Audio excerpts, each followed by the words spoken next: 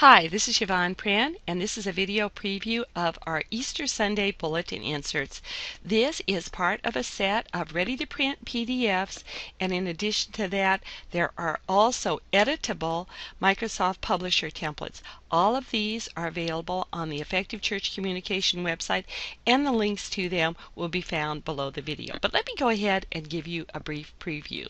It starts out with just a little bit of an overview of what's inside and some links to some of our other resources. Then there are a number of articles that you can make copies of and share with your staff that are really useful in helping motivate people for effective Easter communications, what makes Easter special, a little bit on why Jesus is the reason for the Easter season and how to help unchurched people see more than chocolate bunnies. It reminds you that people today oftentimes don't really know what Easter's all about. They think it's chocolate and candy, but they don't really realize that it's about Jesus' resurrection.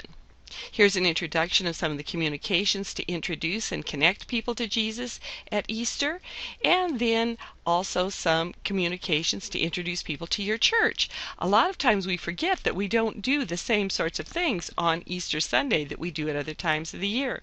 Here is a very fun connection piece, and it's a recipe for Greek Easter bread. And now here's the whole section of ready-to-print PDF files. Here's one that has the basic message of Easter, and then on the back side of it these are just some suggestions for letting people know what goes on regularly. Here's the same message of Easter. It's in just little postcard size. Here are just some ideas for bookmarks that you can make, and now here are some that you can actually print off. And then once again on the back side, some ideas to remind people what goes on regularly in your church and inviting them back. This has been one of our most popular bulletin inserts. This is something that I cannot recommend enough that you have, where it says, still have questions. Most people do. You've just heard the story of Jesus rising from the dead, but after you leave the church, when brunch is over and you've had your fill of chocolate, you might wonder, is it just a story? Or did it really happen? And if it did, what does it mean to me? If you've got those questions, we've got options for you. On the back of this sheet, we hope you'll check out the websites and events we've got to help you in your research. Take all the time you want. The issues are worth it. And there are various versions of this, and then on the back you could print this up, or you could come up with your own things. Just some websites that you might want to look at: Jesus Central, equip.org, Who is Jesus Really? Put on there whatever you can think of, and I strongly recommend too that you would put a contact phone number, contact email, so people can interact with you about questions that they might have.